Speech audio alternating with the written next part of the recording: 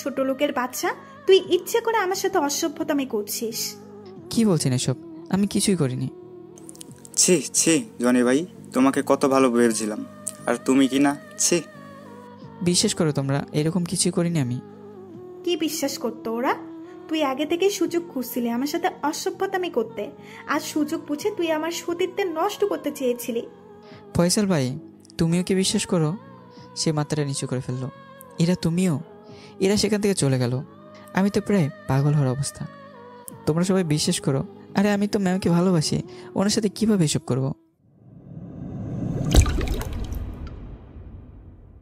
কি ব্যাপার জনি সাহেব, আমার ফাইল কোথায়? ম্যামের রুমে ফেলে এসছি, দাঁড়ান নিয়ে আসছি। স্যার আসবো? আবার আপনি? কি হয়েছে? না মানে ম্যাম, ওই ফাইলটা নিতে এসছি। নিয়ে যান, আর সামনে থেকে দূর হন। ম্যাম একটা কথা বলি। তাড়াতাড়ি বলে দূর হন। আপনি গাঢ় করে কাজল দিতে পারেন না? তাহলে সুন্দর দেখা যেত। কি বললেন আপনি? না মানে কেউ যাতে নজর না লাগে। আপনি যাবেন সামনে থেকে? আজ দুপুরে কাজ করছি, তখন পাশে চিল্লাচিল্লির আওয়াজে তাকে দেখলাম আমার কলিগ জহুরুল ভাইকে দমকাচ্ছেন। ম্যামকে দেখে একদিনে তাকিয়ে থাকলাম। ওনাকে নিয়ে কল্পনার শোকের শাওরে ভাসছি। তখন কারো ধমকের কারণে বাস্তবে ফেললাম। সেই দেখি ম্যাম সামনে দাঁড়িয়ে আছে। কি ব্যাপার, আপনি কাজ রেখে হ্যাপলার মতো তাকিয়ে আছেন? কাজ করতে ভালো না লাগলে চাকরি ছেড়ে দেন। কেন যে এসব অকর্মা লোককে বাবা চাকরি দিয়েছে?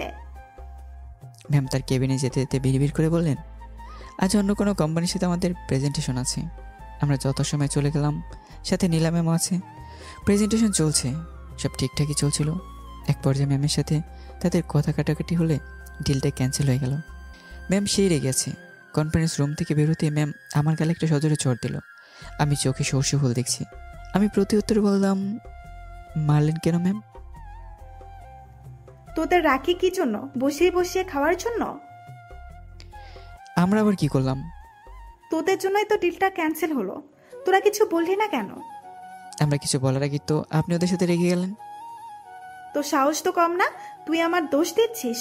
সামনে থেকে যা, তা না হলে তোকে কি করব তা আমি নিজেও জানি না। ম্যামে রেগে যাওয়া দেখে আমি সামনে থেকে চলে আসলাম। ভুল করেছে উনি, আর দোষ চাপাচ্ছে আমাদের উপর। ওনার বাবা কত ভালো মানুষ, আর উনি এমন বজ্জাত হলেন কোত্থেকে? কেন যে ওনার বাবা অসুস্থ হলেন আর উনি এই কোম্পানির বস হলেন? আর ভাল লাগে না, মন চায় চাকরি ছেড়ে দিতে, কিন্তু চাকরিটা অনেক প্রয়োজন, তাই ছাড়তেও পারি না। তাছাড়া কোম্পানিতে জয়েন করার সময় 5 বছরের শর্ত দেওয়া ছিল। এর আগে কোম্পানি থেকে সরে যেতে পারবো না। পরের দিনের প্রস্তুতি নিয়ে বের হলাম। অফিসে গিয়ে নিজের ডেস্কে বসলাম। না, একবার ম্যামকে দেখে আসি। ম্যামের কেবিনের সামনে গিয়ে যে একটু দেখে চলে আসবো, তখনই ম্যামের ডাক। কি ব্যাপার, কিছু বলবেন? না। তাহলে এখানে কি করছেন? কাজ করতে মন চায় না নাকি? না মানে ম্যাম আসলে। আসলে কি? কাজ ফাঁকি দেওয়ার বাহানা শুধু। যান গিয়ে কাজ করুন। যা, একটু দেখতে গিয়েছিলাম তো ধরা খেয়ে গেলাম। সব সুন্দরী মেয়েরা কি রাগী থাকে নাকি আমার পরিটাই এমন? মনে হয় জন্মের সময় মুখে মধু দেয়নি, যার কারণে মুখে সব তিতা তিতা কথা। এভাবে বেশ কিছুক্ষণ চলে গেল, আর ম্যামের ব্যবহারও জীবন অতিষ্ঠ হয়ে গেছে। হঠাৎ এক সকাল অফিসে কাজ করছি, একটা ফাইল সাইন করার জন্য ম্যামের কাছে যাচ্ছিলাম।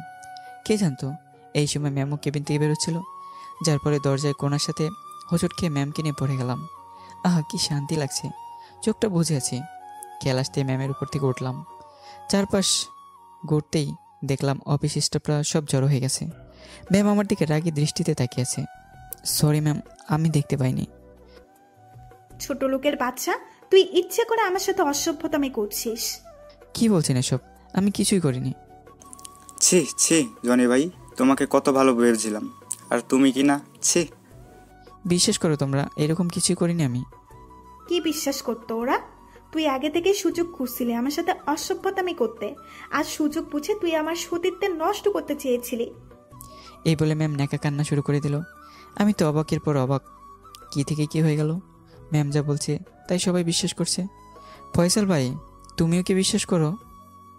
সে মাথাটা নিচু করে ফেললো। তুমিও? এরা সেখান থেকে চলে গেল। আমি তো প্রায় পাগল হওয়ার অবস্থা। তোমরা সবাই বিশ্বাস করো, আরে আমি তো ম্যামকে ভালোবাসি, ওনার সাথে কিভাবে এসব করব? একটু বিশ্বাস করো। কিভাবে বিশ্বাস করি? কি প্রমাণ আছে তোমার কাছে? তুমি যে ম্যামের সাথে অসভ্যতামি করনি। প্রমাণ না? এক দৌড়ে কন্ট্রোল রুমে চলে গেলাম। সেখান থেকে তখনকার সিসিটিভির ফুটেজ চেক করলাম। হ্যাঁ, এই তো পেয়েছি। তখনকার ফুটেজটা পেয়ে গেছি। ফুটেজটা পেয়ে যেন প্রাণ ফিরে পেলাম। সবার সামনে ফুটেজটা চালু করে দিলাম। সবাই এবার বিশ্বাস করলে তো আমি এসব ইচ্ছা করে করিনি। সবাই মাথা নিচু করে ফেললো। সবাইকে উদ্দেশ্য করে বললাম, কি করিনি তোমাদের জন্য আমি? কত কাজ আমি নিজে করে দিয়েছি তোমাদের জন্য। ম্যামের বকা খেয়েও তোমাদের ফাইল সাইন করে এনে দিয়েছি।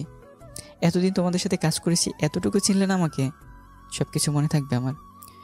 এবার ম্যামের দিকে তাকালাম, মাথা নিচু করে আছে। আর আপনি কি বলছিলেন? আপনার সতীত্ব নষ্ট করতে চেয়েছি? এত নিজ মন মানসিকতা আপনার? আরে আমি আপনাকে ভালোবাসি। এত অপমানের পরও আপনার পাশাপাশি থাকি, কারণ না কারণে আপনার কাছে যাই। এই চেহারা নিয়ে এত অহংকার করেন? আরে ফর্সা হলে যদি সুন্দর হতো তাহলে আপেলের চেয়ে মূলার দাম বেশি হতো। একটা কথা মনে রাখবেন, ভালোবাসি বলে এতটা রেসপেক্ট করি, তা না হলে। আর কিছু বললাম না। নিজের ডেস্কে এসে মাথা টেবিল দিয়ে বসে পড়লাম। রাগে আর ভয়ে পা কাঁপতে থাকলো। চোখ দিয়ে দুফোঁটা পানি গড়িয়ে পড়লো। হঠাৎ কাঁধে কারো হাতের স্পর্শ পেয়ে পিছনে তাকালাম। তুমি? হ্যাঁ, আমি জানতাম আপনি এমন কাজ করতে পারেন না, তাই তো সামনে থেকে চলে আসলাম। এখন চলেন, দুপুর হয়ে গেছে, লাঞ্চটা করে আসি। না, তুমি যাও। আরে চলেন তো, মনটাও পাতলা হয়ে যাবে। প্রকাশ জোর করেই নিয়ে গেল বাইরে। ফিরে এসে কাজ জমা দিয়ে বাসায় চলে আসলাম। রাতটা নির্ঘুম কাটলো। আর চিন্তা করলাম, নীলা মানে ম্যামের সামনে ওকে ভালোবাসার ভূত মাথা থেকে তাড়াতে হবে। বামন হয়ে চাঁদে হাত বাড়ানো ঠিক হবে না। আল্লাহ যা করে ঠিকই করে। পরের দিন অফিসে চলে গেলাম।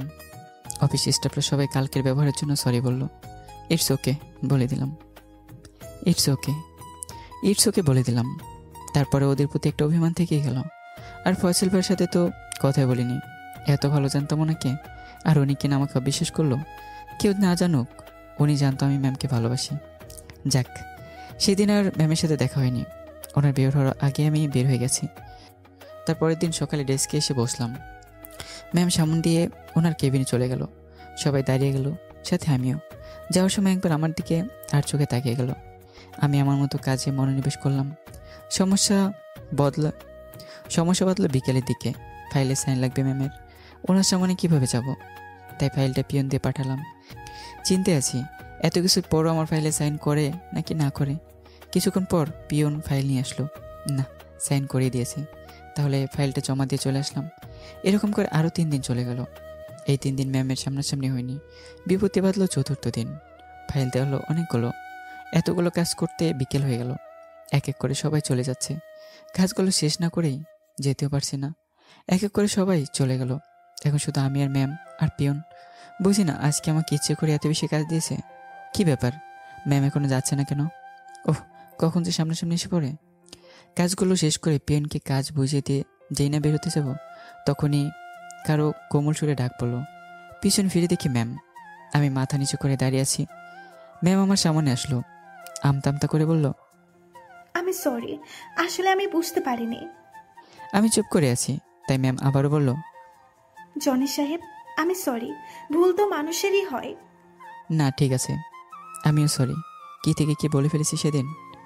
আচ্ছা চলুন আপনাকে বাসায় ড্রপ করে দেই। ধন্যবাদ ম্যাম, আমি একাই যেতে পারবো। এই বলে আমি সেখান থেকে চলে আসলাম।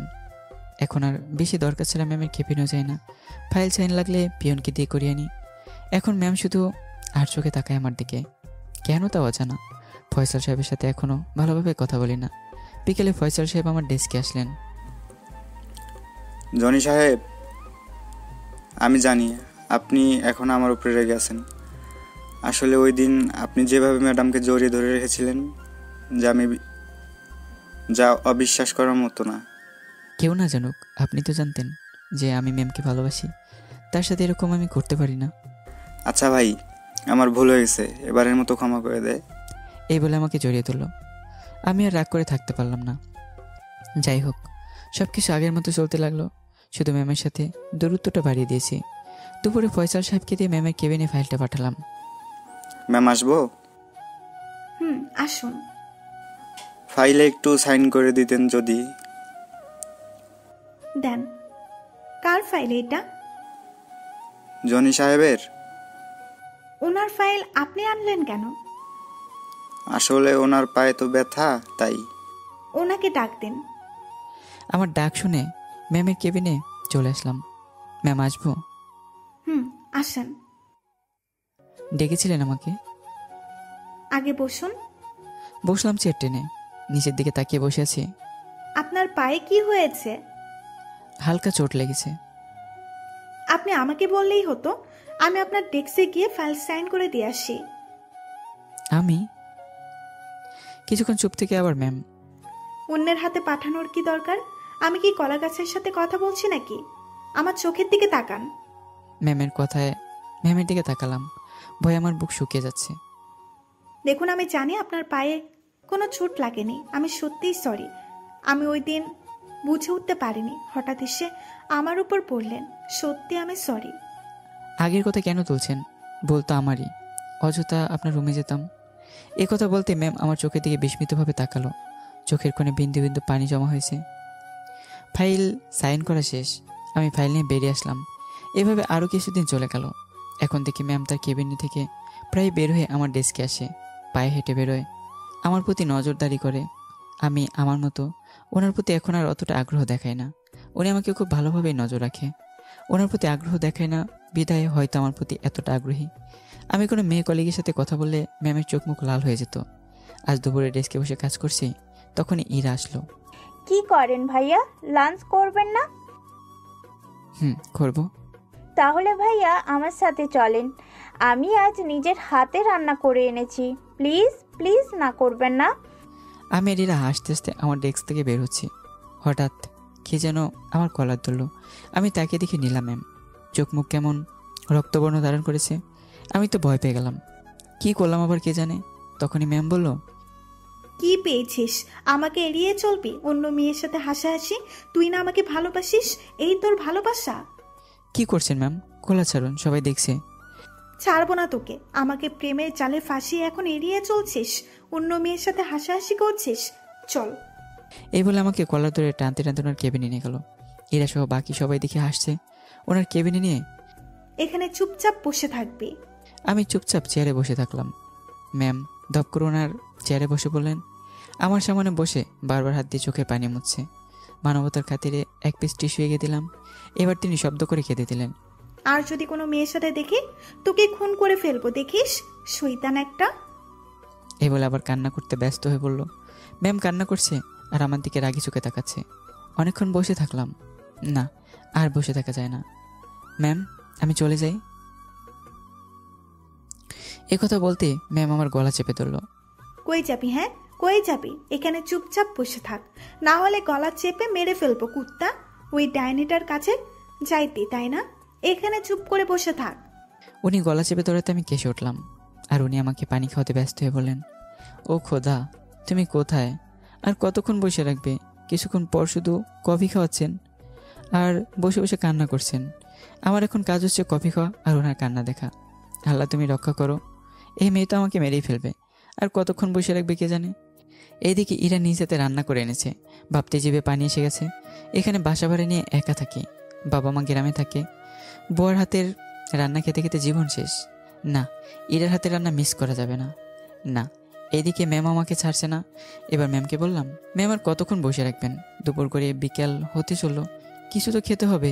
এদিকে ইরা নিজ হাতে আমার জন্য রান্না করে খাবার এনেছে। এখনই হয়তো খাবার নিয়ে বসে আছে। প্লিজ যেতে দিন। এই কথা বলে মনে হয় বড় রকমের ভুল করে ফেলেছি। ম্যাম তার রক্তবর্ণ চোখগুলো বড় বড় করে আমার দিকে তাকিয়ে থাকলো। কিছুক্ষণ চুপচাপ আমার দিকে তাকিয়ে থেকে হঠাৎ ম্যাম চিৎকার করে বলে উঠল, কি বললি? এই বলে ড্রয়ার থেকে একটা চাকু বের করে আমার গলার দিকে ধরলো। কি করছেন ম্যাম? পোস্ট লেগে যাবে তো, নামান। কি বলেছিলি আবার বল। আমাকে কিন্তু ভয় দেখাবেন না। ম্যাম অগ্নি মূর্তি ধারণ করে আমার দিকে তাকিয়ে আছে। আমি যাই বলি না কেন, ম্যামের সামনে গেলে ওনার গম্ভীর চেহারা দেখলে ভয়ে একবারে চুপসে যাই আমি। ম্যামকে দেখলাম কাকে যেন ফোন করে খাবারের অর্ডার দিল। কিছুক্ষণ পর খাবার চলে আসলো। আহা, খাবার দেখে জিভে পানি চলে আসছে। ইচ্ছে করছে খাবারের উপর লাফ দিয়ে পড়ি। ফর্মালিটির জন্য চুপচাপ বসে আছি। হাত দাও। আমি হাত ধুতেই ম্যাম নিজ হাতে খাবার তুলে দিলেন। আমি আমার মতো খেয়ে শেষ করলাম। ম্যাম আমার সাথে খেলেন, তবে অল্প। এবার যাও, তবে ইরা, নাহার আর রুমার আশেপাশেও যেন না দেখি। আমি সুযোগ পেয়ে এক প্রকার দৌড়ে চলে আসলাম। আপনারা কি মনে করেছেন নীলা ম্যামের মিষ্টি কথায় আমি আগে সব কিছু বলে গেছি? মোটেও না। ওনার মায়া জালে আমি আর জড়াচ্ছি না। ম্যামের কেবিন থেকে বের হতে কতগুলো উৎসুক মুখ আমার দিকে তাকিয়ে আছে। তারা হয়তো জানতে চাচ্ছে ভিতরে এতক্ষণ কি হলো। আমি আমার ডেস্কে এসে বসতেই ইরা আর ফয়সাল আমার ডেস্কে আসলো। ইরা, আই এম সরি, তোমার সাথে খেতে পারলাম না। আমি কিন্তু এখনো না খেয়ে আছি আপনার জন্য। চলুন ভাইয়া। পাগলি বোন আমার, আমি ম্যামের কেবিনে খেয়েছি, ম্যাম জোর করে খেয়েছে। তুমি ফয়সাল বা কি নিয়ে খেতে? ইরা ফয়সালের দিকে রাগি চোখে তাকিয়ে আছে। ওনার কি আমার সাথে খাবার সময় আছে নাকি? ওনার তো নাহার আর রুমা আছে। আমি কিন্তু এখনো খাইনি, চলো। আমি খাবো না আপনার সাথে। যান, রুমা আর নাহারের কাছে যান। আমার কিন্তু খুব খিদে লাগছে, চলো না প্লিজ। এরা যাও, তোমাদের দুজনেই এখন অনেক খিদে, আগে গিয়ে খাও, ওসব বিষয়ে পরে কথা বলা যাবে। এরা ফয়সালের দিকে রাগি চোখে তাকিয়ে বলল, চলুন বলে হাঁটা ধরল, আর ফয়সাল পিছে পিছে চলল।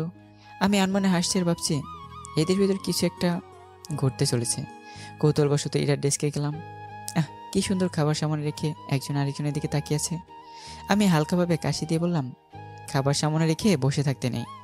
আমার কথায় দুজনে শুভ দৃষ্টির বাধা ঘটল। দুজনে বেশ লজ্জা পেয়ে গেল। তুমি মিয়া আর আসার সময় পেলে না?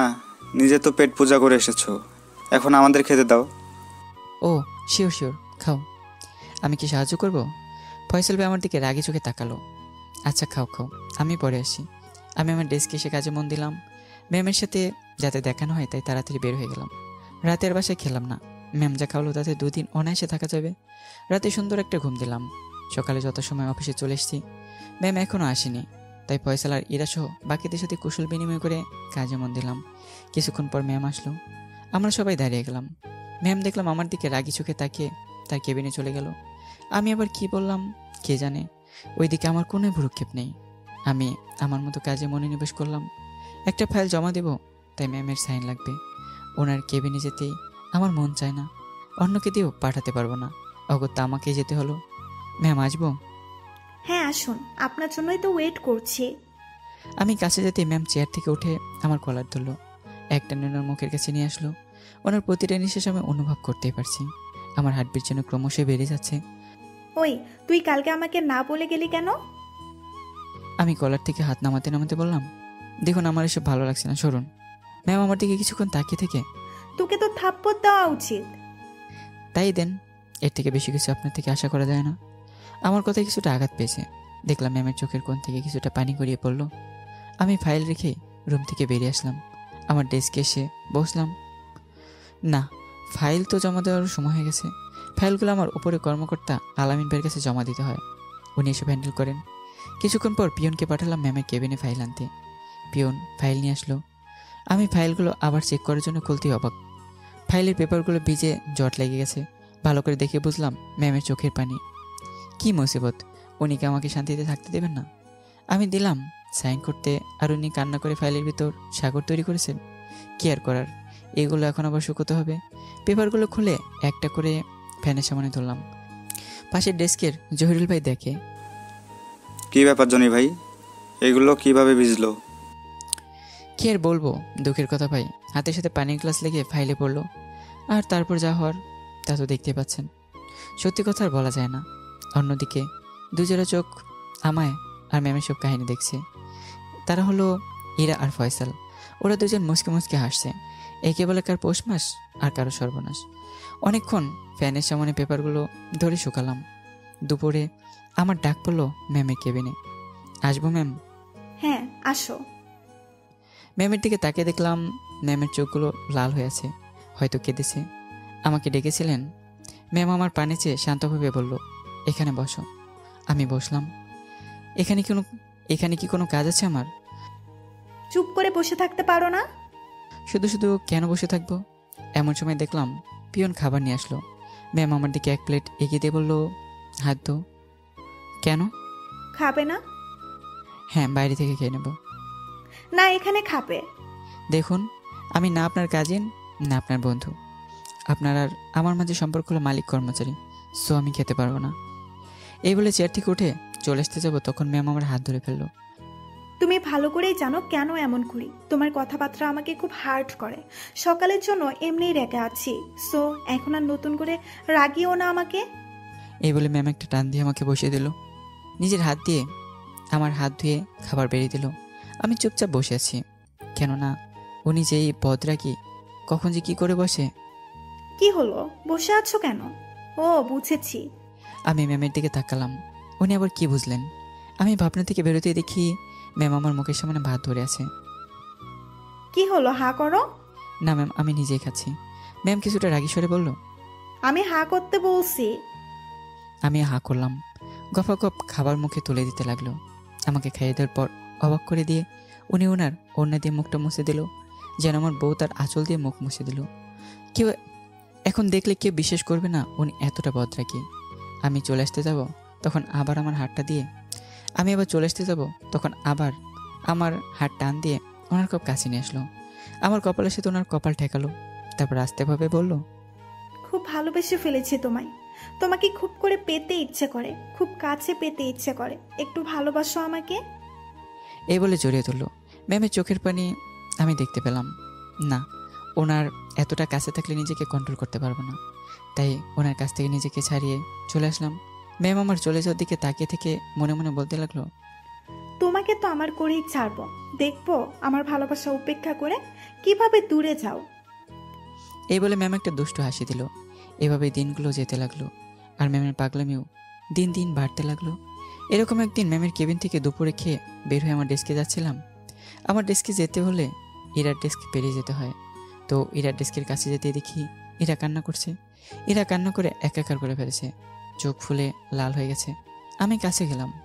ইরা, কি হয়েছে? এভাবে কান্না করছে কেন?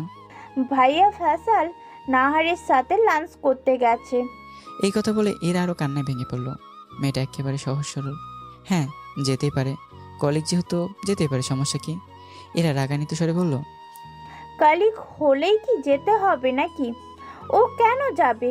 ও নাহারের সাথে যেতে পারবে না, ব্যাস। এই কথা বলে এরা আবার মাথা নিচু করে ফেললো।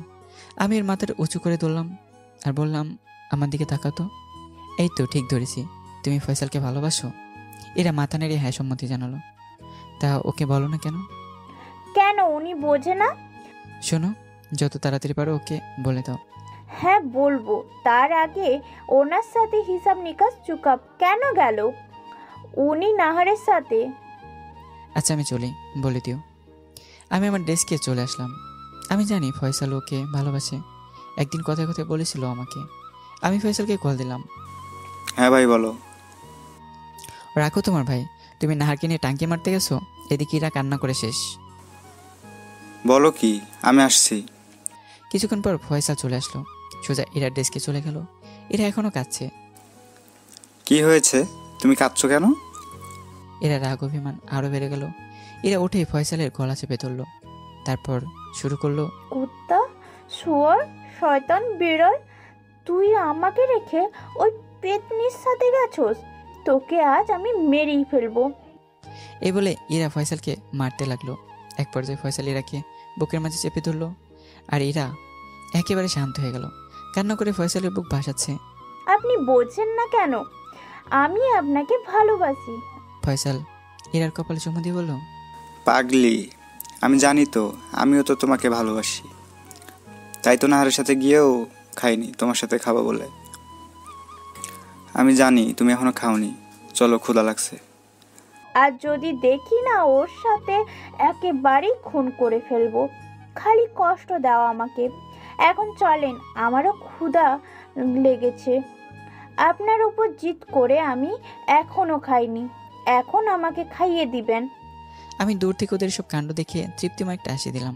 বিকেল অফিস থেকে বেরোতে দেখি ফয়সাল আর এরা একসাথে বের হচ্ছে। আমার কাছাকাছি আসতে বললাম, তোমাদের কাছ থেকে কিন্তু আমি একটা ট্রিট পাই। আচ্ছা ভাইয়া, আজকেই চলেন আমাদের সাথে, আপনাকে আজকেই ট্রিট দিব। আচ্ছা থাক, আজ ট্রিট দিতে হবে না। তোমাদের নয়া প্রেমে কাবাব মেয়ে হাড্ডি হতে চায় না, যাও। আমার কথা এরা কিছুটা লজ্জা পেল। তাহলে আমরা চলি ভাইয়া, ভালো থাকবেন। আচ্ছা যাও। ওরা ওদের মতো চলে গেল, আর আমি আমার মতো। চারপাশের মানুষের মুখে হাসি দেখলে আমার মনটা আনন্দে ভরে ওঠে। এভাবেই বেশ কিছুদিন চলল। কাল নীলার জন্মদিন। তার বাসায় বিশাল আয়োজন করা হয়েছে। অফিসের সবাইকে ইনভাইট করা হয়েছে, শুধু আমি বাদে। আমাকে ইনভাইট না করেও ভালোই হয়েছে, করলেও যেতাম না। কালকে দিনটা বন্ধ পাবো, কাল সারাদিন ঘুমিয়ে ঘুমিয়ে কাটাবো। আহা শান্তি। আবার কিছুটা মন খারাপ হলো, সবাইকে ইনভাইট করলো, আমাকে করলো না। এটা কি আমাকে অপমান করলো নাকি? বদ একটা, অপমান করবি কর, এভাবে করা লাগে? আজ খেতেও ডাকলো না, শালি তোকে পরে দেখে নেবো। আমাকে অপমান? না, আর এই বিষয়ে ভাবা যাবে না। এগুলো ভাবতে থাকলে মাথা আরও গরম হয়ে যাবে। কাজে মন দিলাম। বিকেলে যাতে ম্যামের সাথে না দেখা হয় তাই তাড়াতাড়ি করে বের হয়ে গেলাম। রাত পেরিয়ে সকাল হলো। আজ ম্যামের জন্মদিন। না, কিছু খেয়ে আবার ঘুম দিতে হবে। তার আগে মোবাইলটা বন্ধ করি, যাতে কেউ ডিস্টার্ব না করতে পারে। আহা, ঘুম কাকে বলে? এই অবেলায় পড়ে পড়ে ঘুমাচ্ছি, বেশিক্ষণ ঘুমোতে পারলাম না। দুপুরের পর দিয়ে কে যেন কলিং বেল বাজাচ্ছে। আমি গিয়ে দরজা খুলতেই দেখলাম একজন আমার বয়সী লোক দাঁড়িয়ে আছে। কে রে ভাই এই অবেলায়? কী চাই? সরি স্যার, আপনার ঘুমে ডিস্টার্ব করার জন্য। ম্যাম আপনার জন্য গাড়ি পাঠিয়েছে যাওয়ার জন্য, এখনই রেডি হয়ে যেতে বলেছে। তোমার ম্যামকে? আর কোথায় যাব? ম্যামের নাম নীলা স্যার। আমার আর বুঝতে বাকি রইল না যে এটা নীলা ম্যামের কাজ। আমি তো যাব না, কি করি? তুমি যাও, আমি পরে আসছি। আপনার জন্য গাড়ি পাঠানো হয়েছে। তুমি যাও, তোমার ম্যামকে বলো আমি আসছি। ও কিন্তু স্যার। কোনো কিন্তু নাই, যাও। লোকটাকে পাঠিয়ে দিলাম। আবার ঘুমের রাজ্যে হারিয়ে গেলাম, কিন্তু ঘুমাতে পারলাম না। কিছুক্ষণ পর আবার আসলো। আমি দরজা খুলে দেখি সে আবার এসছে। গালের এক পাশে লাল হয়ে আছে। চলেন স্যার। তুমি আবার আসছো? যাও, আমি আসছি। সরি স্যার, আপনাকে ছাড়া যেতে পারবো না। আপনার কথা গিয়ে শুনে দেখেন ম্যাম আমার গালে কি করেছে। এখন আপনাকে ছাড়া গেলে চাকরি থাকবে না আমার। এখন কি বলি? আমি একটা গাড়ি দেখে বলি, ওই গাড়িটা দেখছো? আমি ওইটাতে যাব। আমার সাথে আরেকজন আছে, ওকে নিয়ে যাব, তুমি যাও। সরি স্যার, আপনাকে ছাড়া যাওয়া যাবে না। আপনার জন্য স্পেশাল গাড়ি পাঠানো হয়েছে, সেটা দিয়ে যাবেন। কাল আমাকে ইনভাইট করেনি, আর আজ আসছে গাড়ি পাঠাতে। আবার স্পেশাল গাড়ি। তোর গাড়ির তলায় আগুন। না, বাসায় থাকা যাবে না, থাকলে আবার আসবে। তার আগে গোসলটা সেরে নিই। গোসল করে একটা ট্রাউজার আর একটা গেঞ্জি পরে বের হওয়ার জন্যই দরজা খুলতে যা দেখলাম, তা দেখে ভয়ে গলা শুকিয়ে গেল। সামনে তাকিয়ে দেখি নীলা ম্যাম দাঁড়িয়ে, মনে হয় সোজা অনুষ্ঠান থেকে এসছে। পরনে বার্থডে পোশাক, বাহ কি দারুণ লাগে। ম্যাম আমার দিকে অগ্নিদৃষ্টিতে তাকিয়েছে। আমি ভয়ে ভয়ে বললাম, হ্যাপি বার্থডে ম্যাম। ম্যাম আমাকে কিছু না বলে বাসার ভিতরে চলে গেল। আমি পিছন পিছন গেলাম। ম্যাম কোনো সমস্যা হয়েছে? আমাকে কল করলে তো আমি চলে যেতাম।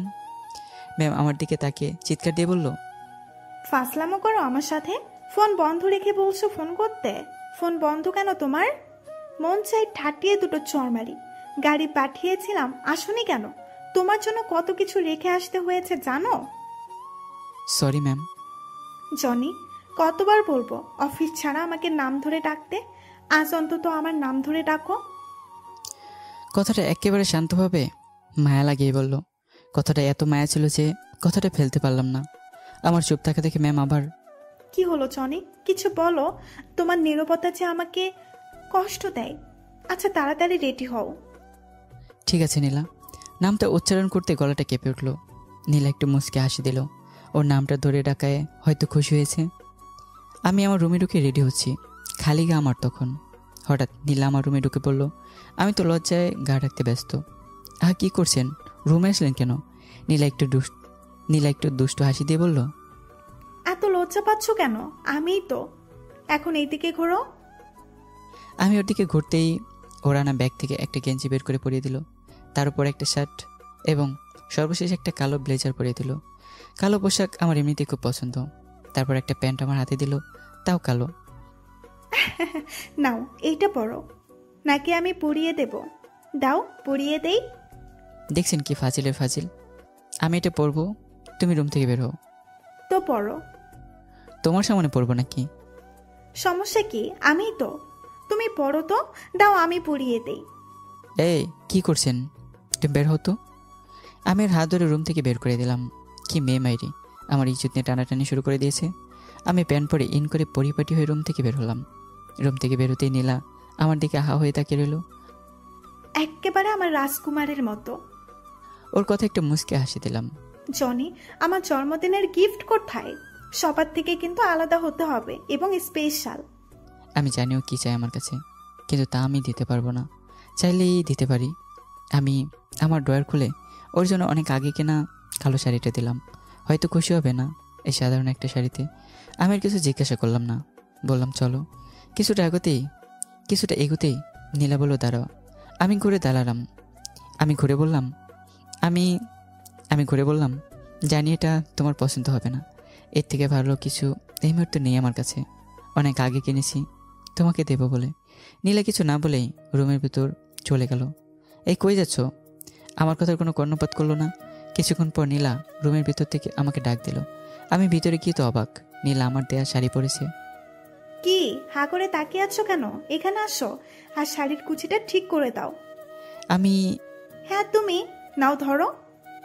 এই বলে শাড়ির সামনের অংশটা আমার হাতে ধরিয়ে দিল। আমি নীলার দিকে ভালো করে তাকিয়ে দেখি নীলার পেটের অংশের কাপড় নেই। কি সুন্দর পেট! এটা দেখে আমি চোখ বন্ধ করে ফেলি। কি হলো, চোখ বন্ধ করলে কেন? চোখ খোলো, আমার দিকে তাকাও। আমি ওর দিকে তাকালাম। নীলা আমার চোখের দিকে তাকিয়ে বলল, এত লজ্জা পাচ্ছ কেন? দাও, কুচিটা ঠিক করে দাও, সময় হয়ে গেছে। আমি কুচিটা ঠিক করে বললাম, নাও পরে নাও। তুমি পরিয়ে দাও। আমি পারবো না, তুমি পরে নাও। নীলা কিছুটা রেগে গিয়ে বলল, তাহলে কিন্তু আমি এভাবে চলে যাব।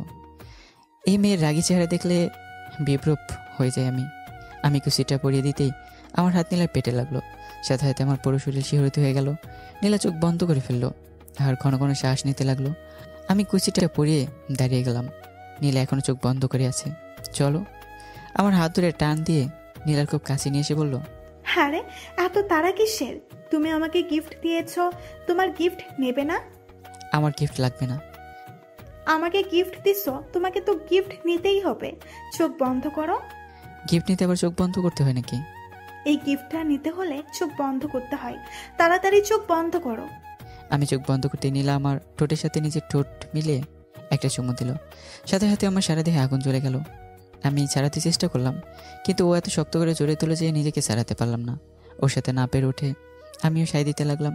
খুব শক্ত করে জড়িয়ে তুললাম ওকে। কতক্ষণ ছিলাম জানি না, বেশ কিছুক্ষণ পর আমাকে ছাড়লো। দুজনে জোরে জোরে শ্বাস নিতে লাগলাম।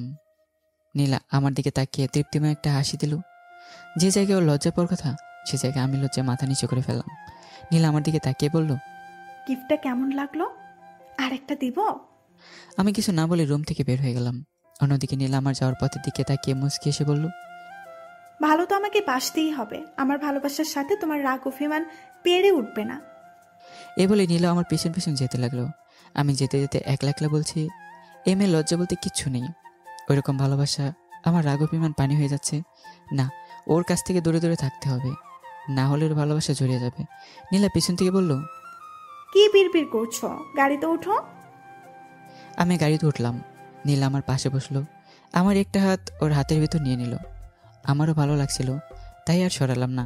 কিছুক্ষণ পর আমার কাঁধে মাথা রেখে আমার দিকে তাকিয়ে রইল। এই মেয়ে তো আমার মনে রাজত্ব করেই ছাড়বে। গাড়ি চলতে লাগলো নীলাদের বাসার উদ্দেশ্যে। কিছুক্ষণ পর নীলাদের বাসার সামনে এসে উপস্থিত হলাম। না, বেশ জাঁকজমক করেই সাজিয়েছে বাড়িটা। পিছন থেকে, কি হলো, ভেতরে চলো। ও হ্যাঁ চলো। ও আমার হাত ধরে হাঁটা ধরলো। আমি হাত ছাড়িয়ে নিলাম। এত লোকের মাঝে মালিক কর্মচারী হাত ধরে হাঁটবে কেমন দেখে না? নীলা আমার দিকে তাকিয়ে বলল, হাত ছাড়ালে কেন? দেখো, এখানে অনেক মানুষ, হাত ধরে হাঁটা সবাই ভালো চোখে দেখবে না।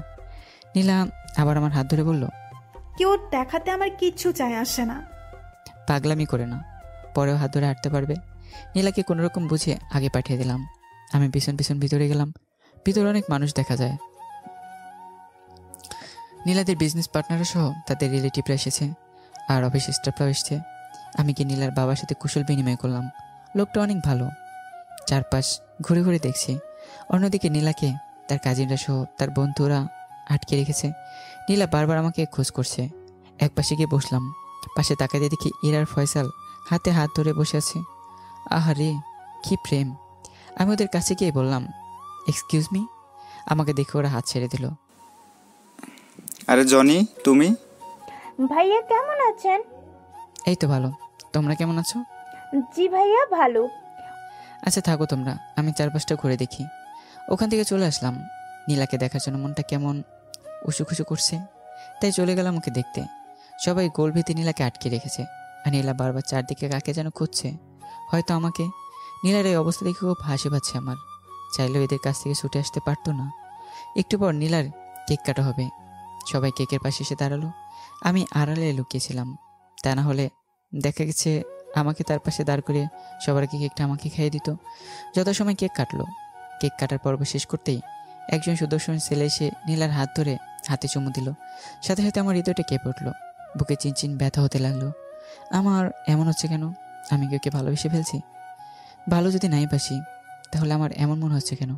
না, আর ভাবতে পারছি না। ওই ছেলেটাকে দেখলাম নীলাকে উপরের বারান্দার দিকে নিয়ে যাচ্ছে। আমিও পিছন পিছন গেলাম। দেখলাম ছেলেটা নীলার গায়ে হাত দিয়ে কথা বলছে। নীলা এতে কোনো রিয়েক্টই করছে না। মাথাটা গরম হতে লাগলো আমার।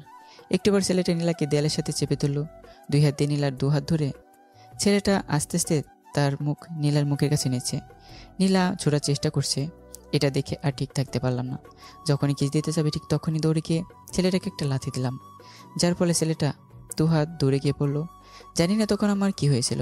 ছেলেটাকে এক দাঁড় থেকে মারতে লাগলাম। হঠাৎ কে যেন আমার কলার ধরে দাঁড় করে ঠাস ঠাস করে 2 গালে থাপ্পড় বসিয়ে দিল। আমি ভালো করে তাকিয়ে দেখলাম সে আর কেউই না, স্বয়ং নীলা। আমি নীলার দিকে বিস্মিতভাবে তাকিয়ে রইলাম।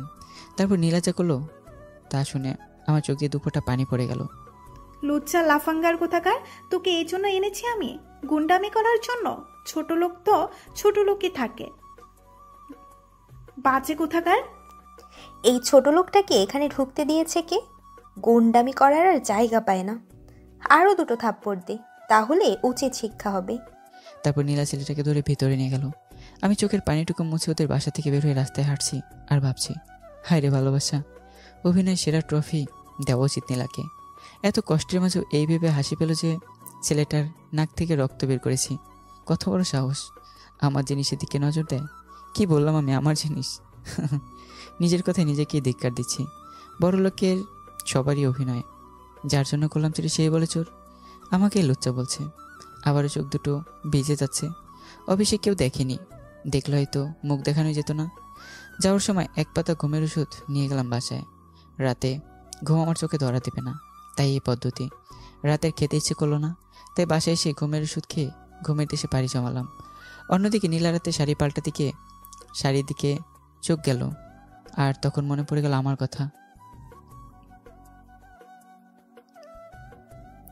নীলা মনে মনে ভাবছে, হে আমি কি করলাম? জনে তো ঠিকই করছে, রাফি তো আমার সাথে অসভ্যতামি করেছে, আর আমি কি না, উফ, রাগ উঠলে কি যে করি না আমি। এখন নিজের চুল নিচে ছিঁড়তে ইচ্ছে করে। ছেলেটা না খেয়ে চলে গেল। না, একবার কল দেই। নীলা কল দিল, কিন্তু কল কেউ ধরে না, আবার দিতে থাকে। এভাবে একদারে কল দিতেই থাকে, কিন্তু কল কেউ ধরার নাম নেই। অন্যদিকে আমি তো ঘুমের ওষুধ খেয়ে ঘুমিয়েছি, কোনো হুঁশ নেই আমার। আমার ফোন একধার থেকে বাজছে, কিন্তু আমার কান পর্যন্ত শব্দ পৌঁছেইনি। এদিকে নীলা রাতে খাবার না খেয়ে ঘুমিয়েছে। সকালে ঘুম থেকে উঠলাম, দাঁড়াতেই ঘুরে পড়ে গেলাম। আসলে গতকাল দুপুর থেকে না খেয়ে আছি তো, তাই শরীর দুর্বল। কোনো রকম রান্না করে গেলাম। যা রান্না করা ছিল সব পৌঁছে গেছে। বউ আসতে অনেক দেরি আছে। সেলফ খুঁজে 1 বাটা মুড়ি পেলাম। এত বেশি খিদে ছিল যে সব শেষ হয়ে গেল। তারপরও খিদে কমেনি। আবারও সেলফ হাতিয়ে 1 প্যাকেট বিস্কুট পেলাম। আসলে এগুলো কবে এনে রেখেছি নিজেও জানি না। বিস্কিটগুলো কিছুটা ড্যাম, খিদার কাছে এগুলো কিছুই না। এগুলো খেয়ে পানি খেলাম। এবার খিদে কিছুটা কমেছে। মোবাইলটা হাতে নিয়ে দেখি নীলা বেশ কয়েকবার কল দিয়েছে। কিছুক্ষণ পর আবার কল দিল নীলা। মোবাইলটা সাইলেন্ট করে পাশে রেখে দিলাম। বেশ কিছুক্ষণ পর বউ আসলো, রান্না করে দিয়ে চলে গেল। আমি খেয়ে আবার ঘুম দিলাম। রাত পেরিয়ে সকাল হলো। যত সময় আমি অফিসে চলে গেলাম। আমি আমার ডেস্কে বসে বসে ভাবছি ম্যামের সামনে কীভাবে মুখ দেখাবো। তখন ফয়সাল পাশ থেকে বলল, জনি সাহেব, কাল কেক কাটার পর আর আপনাকে দেখলাম না। আসলে আমি খেয়ে আগে চলে এসেছি। ও। আমি বসে বসে ফাইল দেখছি। তখন ম্যাম আসলো। আমরা সবাই দাঁড়িয়ে গেলাম। আমি মাথা নিচু করে দাঁড়ালাম। কিছুক্ষণ পর ম্যামের কেবিনে ডাক পড়লো, আসবো ম্যাম?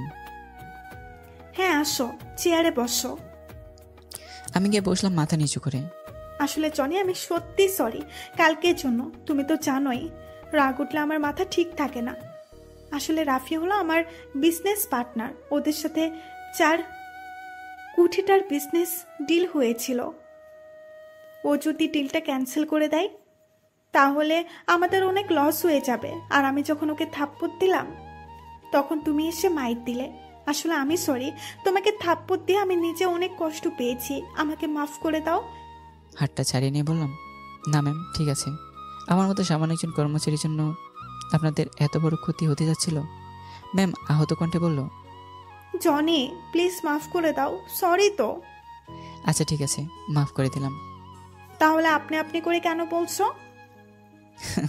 হাসালেন ম্যাম, সামান্য একজন কর্মচারী হয়ে মালিককে তুমি তুমি করে বলবো?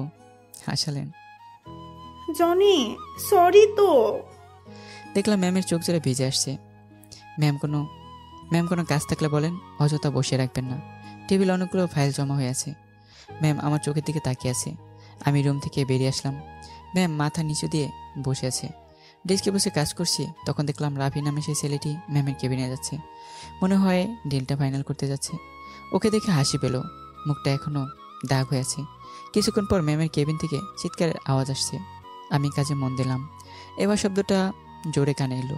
তাকে দেখি রাফি ম্যামের কেবিনের সামনে পড়ে আছে, আর ম্যাম গেট আউট বলে ডিলের কাগজপত্রগুলো মুখের উপর ছুঁড়ে মারল। তোমাকে দেখে নিব। এই বলে রাফি চলে গেল। আমি কিছুটা হাসলাম। হায় রে অভিনয়! দুপুরের সময় ম্যামের কেবিনে আবার ডাক পড়ল। আসো। একটু গম্ভীরভাবে বলল, বসো। আমি বসলাম। রাফির সাথে ডিল ক্যান্সেল করে দিয়েছি। কেন? ওর জন্য তোমার সাথে খারাপ ব্যবহার করেছি তাই। আমার মতো সামান্য একটা কর্মচারীর জন্য এত বড় ডিলটা ক্যান্সেল করে দিলেন? এতে আপনাদের অনেক বড় লস হবে। বারবার কর্মচারী বলবে না, আর তোমার চাইতে ডিলটা বেশি বড় না। হাসালেন ম্যাম। যাক, আমার জন্য যেহেতু আপনার এত বড় লস হয়েছে, তাই আমি সামান্য হলেও এর জন্য ক্ষতিপূরণ দেব। তা 3 মাস পর পেয়ে যাবেন। আচ্ছা আমি আসি। দাঁড়াও, এখানে বসো। দেখলাম ম্যাম খাবার বাড়তে লাগলো আর আমাকে হাত ধুতে বলল। আমি হাসলাম। ম্যাম আগের মতো শুরু করে দিয়েছে। হাসো কেন? সরি, আমি আপনার সাথে খেতে পারবো না। আমার রাগ বাড়িও না, এখানে চুপচাপ বসে পড়ো। তোমার সাথে খাবো বলে এখনো খাইনি। ম্যামের চোখে স্পষ্ট পানি দেখতে পেলাম। দুঃখিত ম্যাম, আমি খেতে পারবো না, মাফ করবেন। বেরিয়ে আসতে যাবো, তখন ম্যাম আমার হাত ধরে ওনার কাছে নিয়ে আসলেন। কিছুটা রেগে বলল, জনি। আমি হাত ছেড়ে নিয়ে বললাম, ইচ্ছে হলে আমাকে চাকরি থেকে বের করে দিতে পারেন। মুহূর্তেই ম্যামের একটা বেদনায় পরিণত হয়ে গেল। আমি রুম থেকে বের হয়ে কিছু দূর যেতেই ম্যামের কেবিনে ভাঙচুরের আওয়াজ পেলাম। পরে পিয়নের কাছ থেকে জানতে পারলাম খাবারের সবগুলো পেলা ধরে ধরে আছাড় মেরে ভেঙেছে। মাঝে মাঝে কষ্ট বাড়ল পিয়নের খাবার পরিষ্কার করতে। আমি বাইরে গিয়ে খেয়ে এসেছি। বিকালে ডেস্কে বসে আছি, তখন পিয়নকে জিজ্ঞাসা করলাম, ম্যাম খেয়েছে? না স্যার, এখনো কিছু খাইনি। ও, অভিনয় দেখলে হাসি পায়। বিকেলে তাড়াতাড়ি বের হয়ে গেছি যাতে ম্যামের সাথে দেখা না হয় তাই। পরের দিন অফিসে বসে কাজ করছি। একটা ফাইল সাইন লাগবে তো পিয়নকে দিয়ে পাঠালাম। ওনার সামনে গেলে ব্যথাটা নাড়াচাড়া দিয়ে ওঠে, তাই পিয়নকে পাঠালাম। কিছুক্ষণ পর দেখলাম ফাইল সহ ম্যাম আমার ডেস্কে আসছে। দেখে তো মনে হয় খুব রেগে আছেন। সোজা এসে আমার সামনে দাঁড়ালো। কি সমস্যা কি তোমার? তুমি এমন করছো কেন? Sorry ma'am. কাল দেখা করে যাওনি কেন? সরি ম্যাম, কাজ ছাড়া আমি কেন আপনার সাথে দেখা করতে যাব? আর সবাই যেহেতু দেখা করে না, তাহলে আমি কেন করব? তুমি আর সবাই এক হলে নাকি? দেখো, তোমার এসব কথা আমাকে খুব আঘাত করে, কষ্ট দেয়। আমি আর এসব নিতে পারছি না। সবাই এখানে কাজ করে, আমিও করি। সবার থেকে আমি কোনো ভিন্ন পার্সোনালিটির লোক না। সো নিয়ম হলো সবার জন্য, না হলে কারো না। একথা বলতে ম্যাম আমার কলার ধরে ওনার মুখের কাছে এনে বললেন, শোনো, কাউকে প্রয়োজন না আমার, শুধু তোমাকে প্রয়োজন। সো তুই দেখা করে যাবি, বুঝেছিস? এই বলে আমাকে ধাক্কা দিয়ে সরিয়ে উনি চলে গেল। চারদিকে তাকিয়ে দেখলাম সবাই কাজ রেখে আমাদের দিকে তাকিয়ে আছে। সবাই বোঝার চেষ্টা করছে এতক্ষণ কি হলো। আমি কাজে মন দিলাম। বিকেলে ম্যামকে না বলেই চলে আসলাম। পরদিন অফিসে ম্যাম আমার দিকে তাকিয়ে ওনার কেবিনে চলে গেল। দেখলাম ম্যামের চোখ জোড়া লাল হয়ে আছে। আমি কাজ করছি, তখন আমার কাছে রুমা আসলো, আমার কলিগ। আরে রুমা, তুমি? কেন আসতে পারি না? তা না, আসলে তুমি আমার কাছে আসো না তো, তাই। দেখলাম তোমাকে খুব আপসেট দেখাচ্ছে, তাই আসলাম। তাছাড়া প্রায় আমি তোমার দিকে তাকাই, তুমি তো আর আশপাশ তাকিয়ে দেখো না। কেন তাকাও? এমনি। আচ্ছা বাদ দাও, তুমি এমন আপসেট কেন তা বলো। কই আপসেট? এই যে কত হাসি খুশি দেখো। যদি হাসি খুশিই থাকো তাহলে চলো ক্যান্টিন থেকে 1 কাপ কফি খেয়ে আসি। আরে তা কীভাবে সম্ভব? হাতে কাজ দেখছো না? রুমা আমার হাত ধরে টান দিয়ে বলল, নো নো, আমি কোনো এক্সকিউজ শুনতে চাই না, চলো চলো। রুমা আমাকে টানতে টানতে নিয়ে চলে গেল। এই বিষয়টা আবার ম্যামের চোখ এড়োলো না। ম্যাম রীতিমতো রেগে আগুন। ক্যান্টিনে ওর সাথে কফি খেলাম। আবার আসার সময় রুমা বলল, জনি, বিকেলে আমার জন্য অপেক্ষা করো, তোমাকে নিয়ে একটু মার্কেটে যাব, কিছু কেনাকাটা আছে। মার ডালা, পকেট ফাঁকা করে চিন্তা। দেখি, কাজ না থাকলে যাব।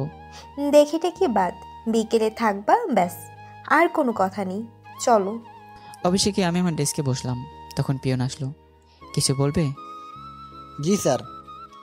স্যার, ম্যাম আপনাকে ডাকছে। কেন? তা তো জানি না, কিন্তু ম্যামকে দেখে মনে হচ্ছে খুব রেগে আছেন। ম্যাম আবার রুমার সাথে দেখে ফেলো না তো? ম্যাম আসবো? আসো। আমি ভিতরে গিয়ে দেখি ম্যাম সামনে দুমক কফি নিয়ে বসে আছে। কি ব্যাপার, উনি কফি সামনে নিয়ে বসে আছে কেন? কুছ তো গড়বড় হ্যাঁ। বসো, কফি হাতে নাও আর খাও। সরি ম্যাম, এখন কফি খাওয়ার মুড নেই। একথা বলতে ম্যাম সামন থেকে একটা কফির মগ জোরে আছাড় মারলো আর আমাকে দেয়ালের সাথে ঠেসে ধরে চিৎকার দিয়ে বলতে লাগলো, আমার সাথে খাবি কেন? তুই তো ডাইনিটার সাথে খেয়ে এসেছিস। ওর সাহস কত? ও তোর হাত ধরে, ওর হাত আমি ভেঙে দেবো। শোন, তোর হাত শুধু আমি ধরবো, আর কেউ না, আর কেউ না, বুঝছিস? ম্যাম কিছুক্ষণ চুপ থেকে আবার বলতে থাকলো, জনি, ও জনি, আমি সত্যিই খুব ভালোবাসি তোমায়, খুব ভালোবাসি, একটু ভালোবাসতে দাও। একথা বলতে বলতে উনি আমার বুকে ওনার মুখ গুজে দিল। আমার কাছ থেকে ম্যামকে সরিয়ে দিয়ে বললাম, এটাকে ভালোবাসা বলে না, এটাকে ব্যবহার করা বলে। কি বলো এসব? আমি তোমাকে মোটেও ব্যবহার করছি না, আমি তোমাকে সত্যি ভালোবাসি। ভালোবাসা? কোথায় ছিল আপনার ভালোবাসা যখন আপনার বান্ধবী কাজিনদের সামনে থাপ্পড় দিয়েছিলেন? কোথায় ছিল আপনার ভালোবাসা যখন সবার সাথে অপমান করেছিলেন? যখন আপনার কাজিনরা, বান্ধবীরা আমাকে অপমান করেছিল, তখন তো একবারও তাদের কিছু বলেননি। নীলার চোখ থেকে দেখলাম গড়িয়ে পানি ঝরছে। আমি মানছি তোমার সাথে অন্যায় করেছি, কি করব? আমার মাথা গরম হলে কি করি না করি কিচ্ছু ঠিক থাকে না। এসব পাগলামো বাদ দেন। আপনি আমার থেকে আরো 1000 গুণ ভালো ছেলে পাবেন। আর তাছাড়া বামন হয়ে যাতে হাত বাড়ানোর কোনো ইচ্ছে নেই আমার। শোন, তোর থেকে কোনো ভালো ছেলে দরকার নেই, আমার তোকেই লাগবে। আর পাগলামো না, পাগলামোর কি দেখেছিস? আজ থেকে দেখবি পাগলামি। এই বলে ম্যাম টেবিলে রাখা যে একটা কফির মগ ছিল সেটা আমার মুখে চেপে ধরলো, জোরে করে একটু খাইয়ে দিল। হ্যাঁ, কফির ভিতর তোমার ঠোঁটের ছোঁয়া লেগেছে, এখন আমি খেতে পারবো, তুমি এবার যেতে পারো। আমি আর সেখানে থাকলাম না, নিজের ডেস্কে এসে বসলাম। কাজ করতে করতে বিকেল হয়ে গেল। পকেটের অবস্থা বেশি একটা ভালো না, টাকার খরা দেখা দিয়েছে। রুমার সাথে বের হওয়া যাবে না। পাশে ওকে দেখি রুমা এখনও কাজ করছে। না, এই ফাঁকে পালাতে হবে। আমার ফাইল জমা দিয়ে বেরোতে যাব, তখনই পেছন থেকে ডাক পড়ল, জনি, এই জনি, আমাকে রেখে চলে যাচ্ছ? তোমাকে না অপেক্ষা করতে বলছি? না আসলে বাইরে গিয়ে অপেক্ষা করতে চেয়েছিলাম, এখানে আর কতক্ষণ বসে থাকবো? আচ্ছা চলো, আর কিছু বলতে হবে না। রুমার সাথে মার্কেটে চলে গেলাম। এই মেয়ে তো দেখি কিনেই যাচ্ছে। আমাকে একটা শার্ট আর একটা ঘড়ি কিনে দিল। নিতে চাইনি, তারপরে জোর করে দিল। যাক বাবা, বেঁচে গেলাম, আমার 1 টাকাও খরচ হয়নি। পরদিন হাতে ঘড়ি আর শার্টের উপর ব্লেজার পরে গেলাম। অফিসে গিয়ে বসতে ম্যামের কেবিনে ডাক পড়লো, ম্যাম আসবো? আসো, দেখি তোমার হাতটা। কেন? ঘড়িটা তো খুব সুন্দর। এই বলে ম্যাম একটানে আমার ঘড়ির বেলটা ছিঁড়ে ফেললো। তারপর ঘড়িটাকে একটা আছাড় মেরে চুরমার করে দিল। ঘড়ির কাঁটাগুলো এদিক সেদিক গড়াগড়ি খাচ্ছে। তারপর আমার শার্টটা 2 হাত ধরে একটানে ছিঁড়ে ফেললো। আমি হতভম্ব হয়ে গেলাম। ম্যাম কি তাহলে জেনে গেছে এগুলো রুমার দেওয়া? তারপর ম্যাম তার ড্রয়ার খুলে একটা শার্ট বের করে দিল। এইটা পরে নাও। কি শান্তভাবে বলল, যেন এতক্ষণ কিছুই হয়নি। না, লাগবে না। এই সেরা শার্ট পরে বের হবে নাকি? ঘোড়া আমি পরিয়ে দেই। আমি ম্যামের হাত থেকে নিয়ে নিজেই পরে নিলাম। এগুলোর জন্য তেমন একটা আফসোস হলো না, আমার টাকায় তোর কেনা না। জোস তো, ম্যামের চয়েস আছে, বলতে হয়। আমি কি আমার ডেস্কে বসলাম, তখন রুমা আসলো। কি ব্যাপার, আমার দেওয়া ঘড়ি হাতে দাওনি? আসলে গোসল করার সময় রেখেছিলাম, আর পড়তে মনে ছিল না। ও, আমি মনে করেছি তোমার পছন্দ হয়নি। কি যে বলো। আচ্ছা, ম্যাম দেখলে বকা দিবে। আমি কাজ করি, তোমার সাথে পরে কথা বলবো, তুমি এখন যাও। আচ্ছা। রুমা চলে গেল, আমি কাজে মন দিলাম। কাজ করতে করতে কখন যে দুপুর হয়ে গেল টেরও পেলাম না। কিছুক্ষণ পর যাকে দেখলাম তাকে দেখে আমি কেন সবাই অবাক হয়ে গেল। দেখলাম ম্যাম পিয়নের সহযোগিতায় দুপুরে খাবার নিয়ে আমার ডেস্কের দিকে আসছে। মারডালা, আজ বুঝি মান সম্মান আর থাকবে না। আমার অবস্থা বুঝতে পেরে ম্যাম একটা মুচকি হাসি দিল। খাবারগুলো ম্যাম এনে আমার টেবিলে রাখলো। আমি চারদিকে তাকিয়ে দেখি সবাই হা হয়ে তাকিয়ে আছে। ম্যাম খাবার বাড়তে লাগলো। ম্যাম এসব কী ধরনের পাগলামি? এখানে খাবার আনলেন কেন? বেশি কথা না বলে হাত দাও, বাড়াবাড়ি করলে সবার সামনে তোমায় খাইয়ে দেব। আমি সম্মানের ভয়ে চুপচাপ হাত ধোলাম। ম্যাম দাঁড়িয়ে আমার সহপাঠীদের উদ্দেশ্য করলেন, কি ব্যাপার, আপনারা এভাবে তাকিয়ে কি দেখছেন? যান যান, যার কাজ করুন। ম্যামের ধমকে সবাই কাজে ব্যস্ত হয়ে পড়লেন। ম্যাম সুন্দর করে খাবার বেরিয়ে দিলেন, নিজেও নিলেন। কোনো রকম খাবার শেষ করলাম। ম্যাম আমার মুখটা সুন্দর করে মুছে দিলেন। যাওয়ার সময় বলে গেল, বিকেলে তোমাকে নিয়ে বের হব, রেডি থেকো। বিকেলে আর কে আমাকে পায়? বিকেলে কাজ শেষ করে বাইরে বেরোতেই ম্যামকে দেখি গাড়ি নিয়ে দাঁড়িয়ে আছে। কখন যে বের হয়ে গেল কে জানে। আমার হাত ধরে বলল, চলো।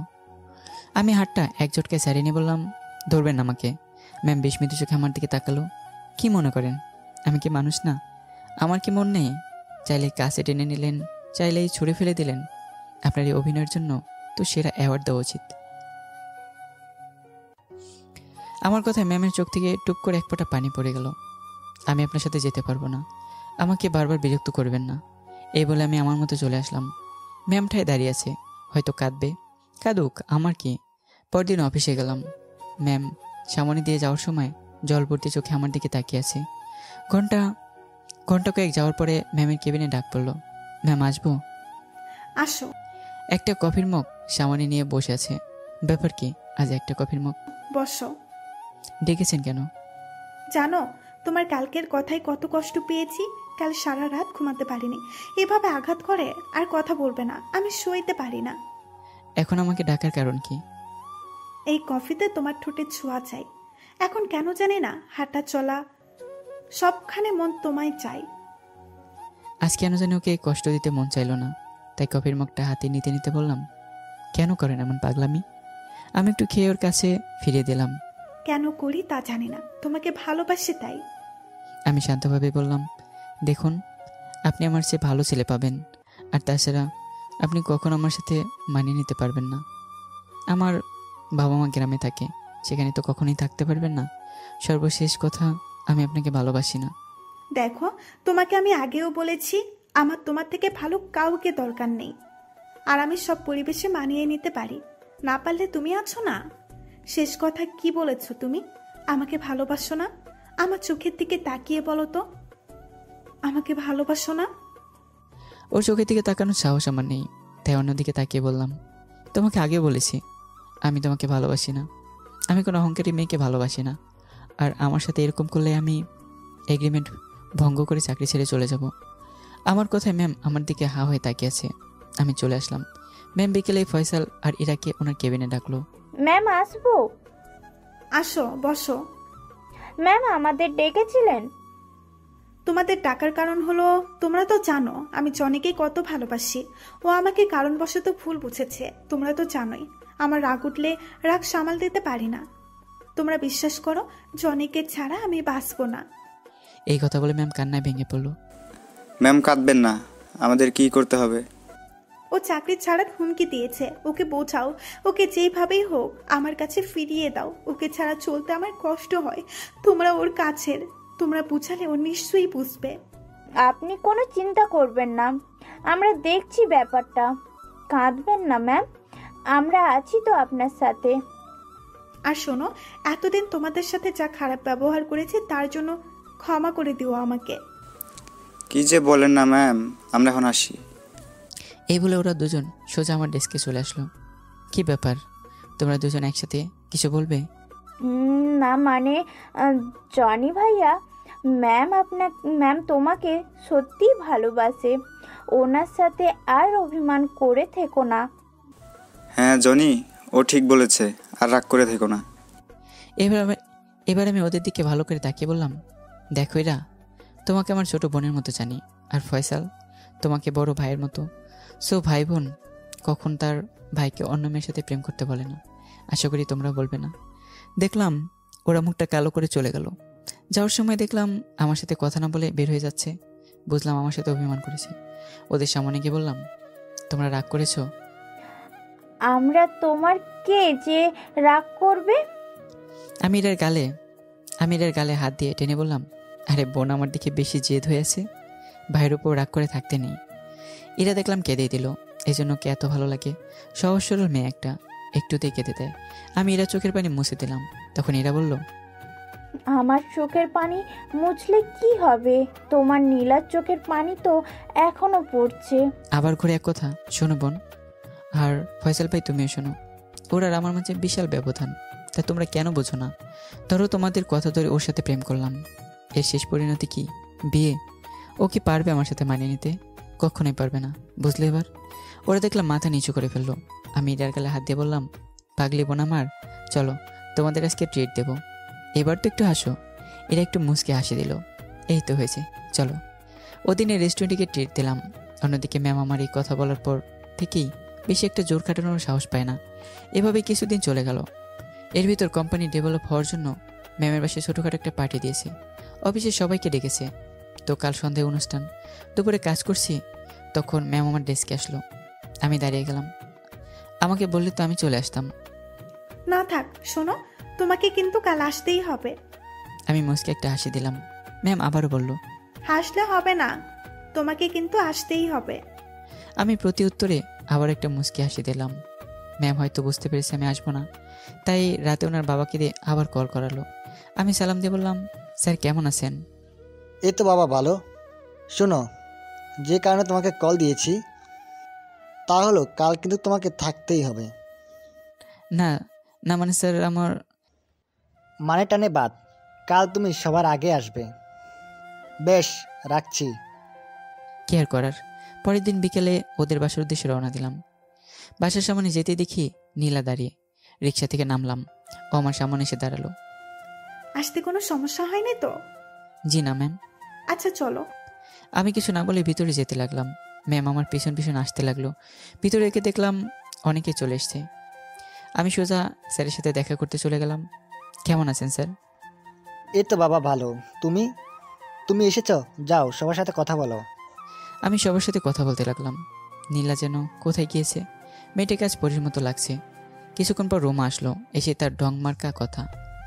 তুমি আগে চলে আসছো আর আমি তোমার সাথে আসতে চেয়েছি। তুমি না একটা। থাক, আর বলতে হবে না। আচ্ছা চলো ওখানে গিয়ে বসি। হ্যাঁ চলো। রোমার সাথে বসে কথা বলছি, তখন কোত্থেকে নীলা এসে আমার হাত ধরে টানতে লাগলো। আরে কি হয়েছে ম্যাম? দেখে তো মনে হয় রেগে আছে। টানতে টানতে উপরের বারান্দায় নিয়ে গেল। একটা দোলনাতে নিয়ে বসালো আর নিজেও আমার সামনে চেয়ার টেনে বসলো। আমার দিকে চোখ দুটো বড় বড় করে তাকিয়ে আছে। এইভাবে তাকালে আমি অনেক ভয় পেয়ে যাই। ম্যাম এইভাবে তাকিয়েছেন কেন? আর এখানে নিয়ে আসলেন কেন? ম্যাম কিছুটা চিৎকার দিয়ে বলল, তুমি জানো না কেন তাকিয়ে আছি? শোনো, তুমি আমার রাগ বাড়িও না। তুমি জানো রাগ উঠলে আমি রাগ কন্ট্রোল করতে পারি না। নীলা কিছুক্ষণ চুপ থেকে বলল, কি খাবে? না কিছু না। নীলা একটা দুষ্ট হাসি দিয়ে বলল, তুমি না খেলে আজ আমিও খাবো না। কি? তোমার ঠোঁট। এই বলে আমার ঠোঁটের উপর হামলা করলো। চুমুক দিয়েই ধরে রেখেছে। ধরেই তো রেখেছে, ছাড়ার নামই নেই। আমি আর ওর পিঠে খামচে ধরলাম। কিছুক্ষণ পর হঠাৎ ওর বান্ধবীরা চলে আসলো। ও সরি, ভুল সময় চলে এসেছি। নীলা এবার ওদের কথা আমাকে ছেড়ে দিল। আমি হাঁপাচ্ছি। নীলা একটু দম নিয়ে তার বান্ধবীদের বলতে লাগলো, কি হয়েছে? তোদের আসার আর সময় কময় নেই, চলে এসেছিস। দেখছিস যে আমরা দুইজন একসাথে আছি, তোদের মন চাই তোদের জন্য আর কিছুক্ষণ পারলাম না। ওর এই কথা শুনে ওর বান্ধবীরা হেসে বলল, তাহলে আমরা আসি। না থাক, যাওয়া লাগবে না, ওর সাথে পরিচিত হয়ে নে। আমি ভালো করে তাকিয়ে দেখলাম এরা তো তারাই যারা আমাকে আগে অপমান করেছিল। এবার আমি নীলাকে বললাম, আমার মতো ছোট লোকের সাথে কি ওনারা পরিচিত হবে? সরি ভাইয়া, সেদিন বুঝতে পারিনি যে নীলা আপনাকে এত ভালোবাসে। আসলে কিন্তু আমি একটি ছোট লোক। সরি তো ভাইয়া, আমরা বুঝতে পারিনি। আমরা তো আপনার ছোট্ট বোনের মতোই। ওই দিনের কথা ভুলে যান প্লিজ প্লিজ। আচ্ছা ঠিক আছে। আচ্ছা নীলা, আমরা যাই, তুই তোর কাজ সার। ওরা চলে গেল। নীলা আমার দিকে ঘুরে তাকালো। কাছে আসো, কেন? বাকিটুকু সেরে নেই। বাকিটুকু মানে? তুমি আসো তো, এত বুঝাতে পারবো না, আজ কোনো বাধা দিবে না। আমাকে আমার মতো যতক্ষণ না ভরে ততক্ষণ ছাড়ছি না তোমায়। এই কথা বলে নীলা আবার আমার উপর ঝাঁপিয়ে পড়লো। আমি সত্যি নীলাকে কোনো বাধা দিতে পারিনি। অনেকক্ষণ পর নীলা আমাকে ছেড়ে দিল। আমার ঠোঁট জোড়া লাল হয়ে গেছে, চোখ জোড়া আগুন হয়ে গেছে। ওর মতি গতি ভালো না দেখে আমি পাশ কাটিয়ে নিচে দৌড় দিলাম। নীলা পিছন থেকে বলতে লাগলো, এই কোথায় যাও?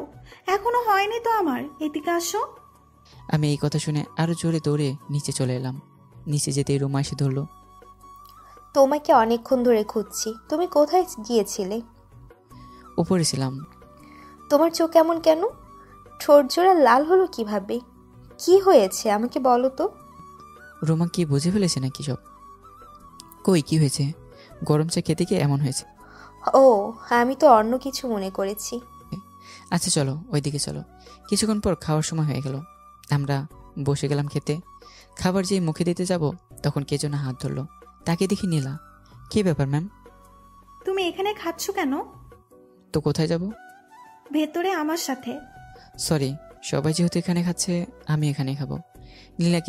নীলা কিছুটা রেগে বলল, ওই তুমি আমার সবে এক হলে নাকি? তাছাড়া বাবা তোমাকে ভেতরে যেতে বলেছে। কি আর করার, স্যার যেহেতু বলেছে তাহলে তো যেতে হবে। ওনার সাথে ভিতরে গেলাম। ওরে মা, এত খাবার কে খাবে? কি ব্যাপার, দাঁড়িয়ে আছো কেন? বসো। আমি বসলাম, নীলা বসলো। স্যার কোথায়? ভেতরে। আচ্ছা ডাকছি। বাবা, বাবা। কিছুক্ষণ পর স্যার আসলেন। আমি, নীলা আর ওর বাবা খাচ্ছি। খাওয়ার মাঝে নীলার বাবা বলল, শুনো জনি, আমার মেয়েটা এতটা খারাপ না যতটা তুমি ভাবো। আমি এবার খাবার খেয়ে ওনার দিকে তাকালাম। উনি কেন আমাকে এসব কথা বলছেন? উনি আবার বলতে লাগলো, আমার মেয়েটা উপর দিয়ে একটু রাগী, কিন্তু ভিতরে একদম নরম, একদম ওর মায়ের মতো। আর বাকিটুকু এমন হয়েছে ওর মা নেই বলে। ওর মাও খুব ছোট থাকতেই মারা যায়। কিছুক্ষণ পর চুপ থেকে আবার বলল, নীলাকে কখনো কাদের জন্য কাঁদতে দেখিনি, কিন্তু ও তোমার জন্য প্রায় কাঁদে, যা আমার চোখ এড়ায় না। এবার চুপ করো তো, খাওয়ার ভিতর এত কথা বলে কেউ? আমি নীলার দিকে তাকালাম। ও মাথা নিচু করে আছে, লজ্জায় নাক কান গাল লাল হয়ে আছে। যা লাগছে না এখন ওকে। আমি খেয়ে উঠতেই ও নিজের খাওয়া রেখে টাওয়েলটা এগিয়ে দিল।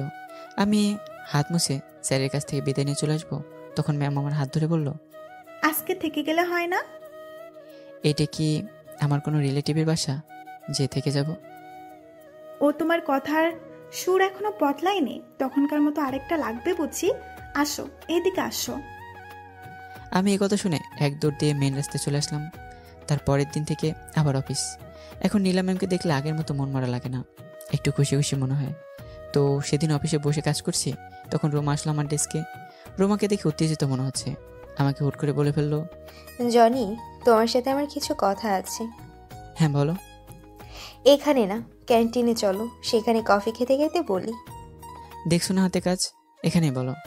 রোমা আমার হাত ধরে টানতে টানতে নিয়ে গেল আর বলতে লাগলো, আমার জরুরি কথা, না বলে থাকতে পারবো না, চলো। ক্যান্টিনে বসেছি অনেকক্ষণ ধরে, কিন্তু রোমা কিছুই বলছে না। কিছু তো বলো, কাজ রেখেছি তো। বলতেছি তো। বলো, তাড়াতাড়ি বলো। রোমা হুট করে আমার হাত ধরে দ্রুত বলে দিল, জনি, আমি তোমাকে ভালোবাসি, ভীষণ ভালোবাসি। আমি হাত ছাড়িয়ে বললাম, কি বলছো তুমি এসব? আমি সত্যি তোমাকে ভালোবাসি। ম্যামের মতিগতি ভালো দেখাচ্ছে না, তাই তোমাকে এত তাড়াতাড়ি বলে দিলাম। দেখো, আমি তোমাকে ভালোবাসতে পারবো না। কেন? কারণ আমি একজনকে ভালোবাসি। কে সে? আমাদের নীলা ম্যামকে। তোমার সাথে এত কিছু করেছে, তারপরও নাকি ভালোবাসো? হ্যাঁ, কিন্তু সেটা কখনো প্রকাশ করা যাবে না। এ কথা বলতেই রুমা কেঁদে দিল। আহা, কাঁদছো কেন? প্রেমিকা হয়ে নয়, ভালো বন্ধু হয়ে তো পাশে থাকতে পারবে। এ কথা বলতে রুমা চুপ হয়ে গেল। এই তো ভালো মেয়ে। এই বেলা ওর চোখ দুটো মুছে দিলাম। হঠাৎ কারো কান্নার আওয়াজে পাশে তাকালাম। চেয়ে দেখি নীলা ম্যাম কান্না করতে করতে দৌড়ে চলে যাচ্ছে। আহা, সব গেল। উনি আসলেন কখন? আমার জন্য ম্যাম তোমাকে ভুল বুঝলো। দাঁড়াও, আমি গিয়ে বলছি। থাক, বলা লাগবে না, যা হওয়ার তা তো হয়েছেই। না, তারপরেও আমার জন্য তোমাকে ভুল বুঝলো। সমস্যা নেই, আমি পরে বুঝিয়ে বলবো। এখন চলো, সময় হয়ে গেছে। অফিসে ঢুকে ভাবলাম ম্যামের কেবিনে একবার যাই, গিয়ে বলটা ভাঙিয়ে দিই। ম্যামের কেবিনের সামনে গিয়ে দরজাটা একটু ফাঁক করতে দেখি ম্যাম টেবিলে মাথা রেখে কাঁদছে। এটা দেখে আমার খুব খারাপ লাগলো। এভাবে কখনো কাঁদতে দেখিনি তো, তাই। না, এখন রেগে আছে, আমি বরং পরে যাই। বিকেলে দেখলাম ম্যাম আগেই বেরিয়ে গেল। আফসোস নিয়ে বাসায় ফিরলাম। বিনা কারণে কেউ আমায় ভুল বুঝলো। পরের দিন থেকে ম্যাম আমার সাথে একটা কথা বললো না, আমাকে ইগনোর করতে শুরু করলো। একটু কথা বলার অনেক চেষ্টা করেছি, কিন্তু পারিনি। এইভাবে 3 দিন চলে গেল। এই 3 দিন নীলা আমাকে নানাভাবে এড়িয়ে যেতে লাগলো। যে মেয়ে আমার সাথে একটু কথা বলার জন্য পাগল হয়ে যেত, সে মেয়ে আজ 3 দিন ধরে আমার সাথে কথা বলে না, আমাকে বলতে দেয় না, সবসময় এড়িয়ে চলছে বিনা কারণে। না, এটা আর মেনে নেওয়া যায় না। আমি সোজা ম্যামের কেবিনে ঢুকলাম। দেখলাম ম্যাম মাথা নিচু করে বসে আছে। আমি যেতে ম্যাম মাথা উঁচু করে আমার দিকে তাকালো। আমি বলতে লাগলাম, নীলা, তুমি আমাকে শুধু শুধু ভুল বুঝছো। তুমি যেটা দেখেছো আমাকে আর বলতে দিল না। উঠে শরীরে যত শক্তি ছিল তা দিয়ে একটা থাপ্পড় মারলো। তারপর বলতে শুরু করলো, সেট আপ মিস্টার জনি, ভুলে যাবেন না আমি আপনার বস, আর আপনি আমার কোম্পানির সামান্য একজন কর্মচারী, বুঝতে পেরেছেন? এই কথা শুনে বুকটা ধক করে উঠল। আমি তারপরেও সাহস সঞ্চয় করে বললাম, আসলেই আপনি সেদিন ভুল দেখেছেন। আপনি আমাকে শুধু শুধু ভুল বুঝছেন। আপনার কোনো কথা শুনতে চাই না আমি, আপনি এখান থেকে যেতে পারেন। আমি কিছুক্ষণ ওর মুখের দিকে তাকিয়ে থেকে চলে আসলাম। সেখান থেকে সোজা ওয়াশরুমে চলে আসলাম। ওর দেওয়া থাপ্পড়েছে, ওর বলা কথাগুলো আমাকে বেশি আঘাত করেছে। চোখের পানি কেন জানি আমার বাঁধই মানছে না। আয়নায় তাকিয়ে দেখি ঠোঁট ফেটে রক্ত বেরোচ্ছে। রক্ত মুছে চোখে পানি নিয়ে বের হলাম। ডেস্কে গিয়ে বসলাম। নীলা বাসায় গিয়ে ওয়াশরুমে তখন তার হাতের দিকে তাকিয়ে কেঁদে দেয়। হাতে রক্ত লেগে আছে আমার ঠোঁটের। নীলা জোরে কেঁদে দেয় আর চিৎকার করে বলতে থাকে, এই হাত দিয়ে আমি আমার জানকে মেরেছি। জানি তুমি কত কষ্ট পেয়েছো, তোমার থেকে বেশি কষ্ট আমি পেয়েছি। নীলা চিৎকার করে কেঁদে চোখ লাল করে ফেলেছে। নীলা তার রুমে শুয়ে শুয়ে কাঁদছে। অন্যদিকে নীলার বাবা নীলাকে খেতে ডাকছে। যখন দেখলো কোনো সারা শব্দ নেই, তখন নীলার রুমের দরজা ঠেলে ভিতরে গিয়ে দেখি নীলা বালিশে মুখ গুজে কাঁদছে। নীলার বাবা নীলার পাশে গিয়ে বসে নীলার মাথায় হাত বুলিয়ে দেয়। কি হয়েছে মা, কাঁদছিস কেন? আমাকে বল। বাবা, এই হাত দিয়ে আমি আজকে জনিকে মেরেছি, এই হাত দিয়ে। ওকে খুব ভালোবাসিস? হ্যাঁ খুব, ওকে ছাড়া আমি বাঁচবো না। আচ্ছা, কি করা যায় আমি দেখছি, তুই খেতে আয়। না বাবা, আমার খিদে নেই। আচ্ছা, আমি ডেকে রেখে যাচ্ছি, তুই পরে খেয়ে নিস। নীলা এবার তার বাবাকে জড়িয়ে ধরে কেঁদে দিল। অন্যদিকে নীলার হাতে থাপ্পড় খেয়ে আমার ডুমসে জ্বর উঠল। পরদিন আর অফিসে যেতে পারলাম না। ওইদিকে নীলা ম্যাম প্রতিদিনের মতো আমাকে দেখতে না পেয়ে বুকের ভিতর আনচান আনচান করতে থাকে। ওকে দিয়ে চারপাশ দেখতে থাকে, কিন্তু কোথাও আমাকে দেখতে পায় না। ম্যাম তার কেবিনে গিয়ে পিয়নকে খবর দেয়। পিয়ন আসলো। আজকে জনি আসেনি? জি না ম্যাম। আচ্ছা তুমি যাও। নীলা টেনশনে কপালটাকে টেবিলের সাথে ঠেকালো। চোখের কোণ থেকে পানি বের হয়ে পড়ছে। হঠাৎ কারো গলার আওয়াজে ওপরে তাকালো। সে দেখে রোমা। ওকে দেখে নীলা তেলে বেগুনে জ্বলে উঠলো। তুমি কি চাও এখানে? আমার কাছ থেকে আমার মূল্যবান জিনিস ছিনিয়ে নিয়ে গেলে কেন? বলো, কেন করলে এমন? এখন কি চাইতে এসেছো? আমার সামনে থেকে সরে যাও, চলে যাও আমার সামনে থেকে। এই বলে নীলা টেবিলে মাথা টেকে কাঁদতে লাগলো। রোমা নীলার মাথায় হাত দিল। নীলা এক ঝটকায় হাত ছড়িয়ে নিল। ছুবে না তুমি আমায়। আমার একটু কথা শুনুন। তারপর রোমা সব খুলে বলল। নীলা এবার আরো বেশি কাঁদতে লাগলো। তুমি আগে বলনি কেন? জনি বলতে বারণ করেছি। ও আমার সাথে অভিমান করে আজ আসেনি। তবে একটা কথা সত্য, যে জনি সত্যি আপনাকে ভীষণ ভালোবাসে। এই কথা বলে রোমা সেখান থেকে চলে আসে। নীলা কাঁদতে কাঁদতে বলে, আমি কি করে ওর সামনে মুখ দেখাবো? কারোর কাছে ক্ষমা চেয়ে নেব, দরকার হলে পা ধরবো। পরদিন অনেক কষ্ট করে একটা রিজাইন লেটার লিখলাম। ওর বাবার দেওয়া এগ্রিমেন্টের ডেট যেহেতু শেষ, সেহেতু আমি চাকরি ছাড়তে পারি। খুব সকালে রিজাইন লেটারটা নিয়ে পিয়নের কাছে দিয়ে আসলাম। নীলা অফিসে গিয়ে আগে আমাকে খুঁজতে লাগলো। কাল রাত থেকেই আমার জন্য ব্যাকুল হয়ে আছে। পিয়ন বলে চিৎকার দিতে, কি হয়েছে ম্যাম? জনি আসেনি। হ্যাঁ এসেছিল, এটা দিয়ে গেছে। নীলা খামটা খুলে একটা চিৎকার দিয়ে অজ্ঞান হয়ে গেল। সবাই দূরে হসপিটালে নিয়ে যায়। অন্যদিকে আমি দুপুরে শুয়েছি। তখন আমার ফোনে একটা কল আসে। আমি দৌড়ে দেখি ইরা। কল রিসিভ করতে ওপাশ থেকে কান্নার আওয়াজ শুনতে পেলাম। কি হয়েছে, কাঁদছিস কেন? তুমি এমনটা করলে কেন?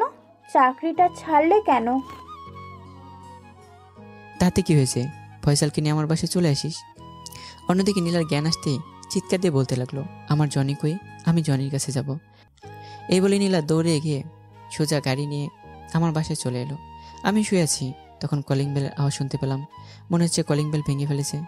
আমি দরজা খুলতে কে যেন আমার বুকে চাপে পড়লো। দুজন মিলে বাসার ভিতরে পড়ে গেলাম। চেয়ে দেখি নীলা। আমি সারিয়ে নিয়ে বললাম, কি হয়েছে ম্যাম, এমন করছেন কেন? আমাকে মাফ করে দাও প্লিজ, আমি তোমাকে ছাড়া বাঁচতে পারবো না। কি বলছেন, পাগল হলেন নাকি?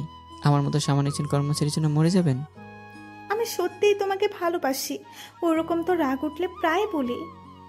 দেখুন, আমি আপনাকে আগেও বলেছি, এখনো বলছি, আমি আপনাকে ভালোবাসি না। ও বুঝেছি, এইভাবে কাজ হবে না। এই বলে নীলা চারপাশে কি যেন খুঁজতে লাগলো।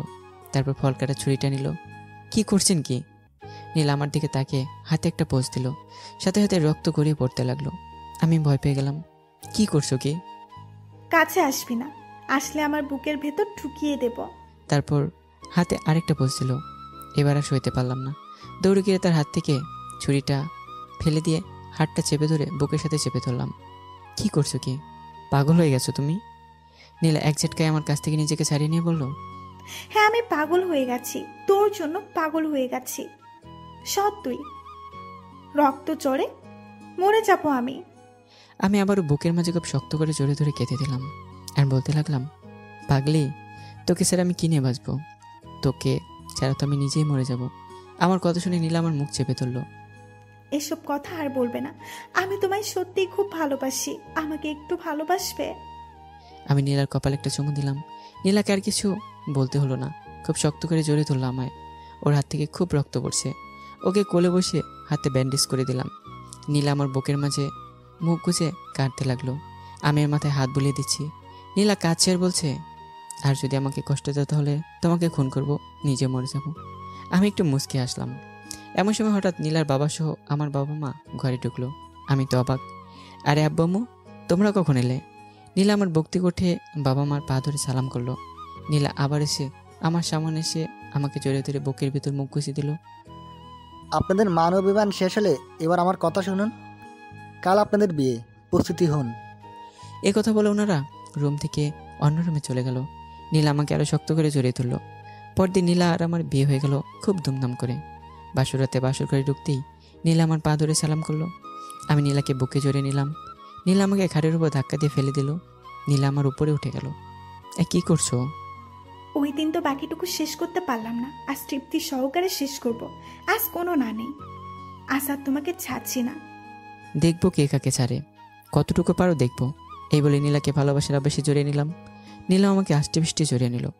রাত যত গভীর হলো আমাদের ভালোবাসার আবেশ ততই বেড়ে গেল। সকাল সকাল ফ্রেশ হয়ে জনের জন্য নাস্তা নিয়ে আসলাম। ভিজা চুলের পানি ওর মুখের উপর ছিটিয়ে দিলাম। জনে আমাকে টান দিয়ে বিছানায় নিয়ে আমার উপরে উঠে গেল। কি ম্যাম, আমায় আদর করা এখনো শেষ হয়নি নাকি বাকি আছে? তাই বুঝি? তা নীলা ম্যাম দেখলে তো তোমার খবর আছে, অফিসে যাও তখন বুঝবে। তবে রে, এখানে আমার ভাগ্যের টিকিট লেগে গেছে। বাড়িতে বউ, অফিসে ম্যাম, দু জায়গায় আদর করতে পারবো। ওর বুকে নিজের মুখ লুকিয়ে, তাই বুঝি? আমি জনিকে আমার ভালোবাসার আদরে ফুরিয়ে দিতে লাগলাম আর বললাম, অফিসে গিয়ে কাজ নেই, দুজনের দরজা বন্ধ রেখে সারা জীবন এভাবে কাটিয়ে দেব। আর এভাবেই চলতে থাকলো আমাদের খুনসুটি আর ভালোবাসা।